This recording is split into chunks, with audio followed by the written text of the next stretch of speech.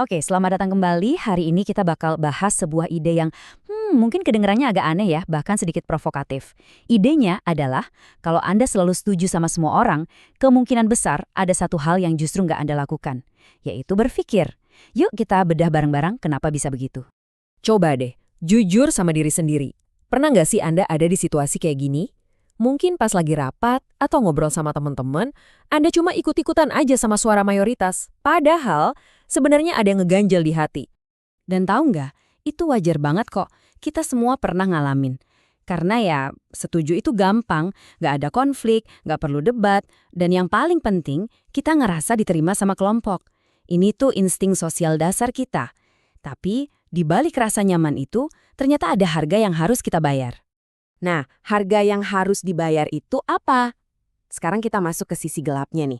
Karena selalu setuju, itu ternyata bisa jauh lebih bahaya dari yang kita kira. Dan ada sebuah penelitian klasik yang ngebuktiin ini dengan sangat jelas. Coba kita renungin kutipan ini sebentar. Kebanyakan manusia lebih takut menjadi berbeda daripada menjadi salah. Artinya apa? Artinya kita sering banget lebih khawatir dianggap aneh atau melawan arus daripada khawatir kita sebenarnya salah. Rasa takut dikucilkan itu ternyata seringkali lebih kuat daripada komitmen kita sama kebenaran itu sendiri. Dan ini bukan sekedar teori loh. Lihat angka ini, 75%. Dalam sebuah eksperimen legendaris dari Solomon Asch, 3/4 pesertanya rela ngasih jawaban yang jelas-jelas salah cuma karena semua orang di ruangan itu ngasih jawaban salah yang sama. Mereka sadar itu salah, tapi tekanan kelompok bikin mereka ikut arus. Gila kan? Dan jangan mikir ini cuma terjadi di lab aja ya. Fenomena ini ada di sekitar kita setiap hari. Bos ngasih ide yang kurang oke, tapi semua anak buahnya manggut-manggut. Ada berita viral yang semua orang setuju padahal nggak ada yang cek faktanya. Atau bahkan tekanan halus pas lagi kumpul keluarga. Ini nyata banget. Nah, ini dia poin krusialnya. Anggaplah berpikir kritis itu kayak otot di tubuh kita. Sama seperti otot lain, kalau nggak pernah dipakai, ya dia bakal melemah. Dan kebiasaan buat setuju terus-terusan, itu cara paling pasti untuk bikin otot ini nggak pernah terlatih sama sekali. Coba kita lihat perbedaannya. Di satu sisi ada insting sosial kita. Tujuannya apa? Biar diterima. Reaksinya gimana? Ya setuju aja biar nyambung. Hasilnya konformitas alias ikut-ikutan. Nah, di sisi lain ada berpikir kritis. Tujuannya beda, yaitu untuk memahami. Aksinya bukan setuju, tapi bertanya. Dan hasilnya bukan ikut-ikutan, tapi wawasan yang jauh lebih dalam. Jadi gini, setiap kali kita buru-buru bilang, oh iya saya setuju, kita itu sebenarnya lagi menutup sebuah pintu. Pintu menuju pertanyaan, eksplorasi, dan penemuan. Rasa ingin tahu yang jadi bahan bakar utama pemikiran hebat langsung mati seketika. Pintu itu menutup jalan buat kita bertanya, kenapa ide ini bagus? Apa dasarnya? Kita juga berhenti menggali lebih dalam. Bagaimana sih detail cara kerjanya nanti?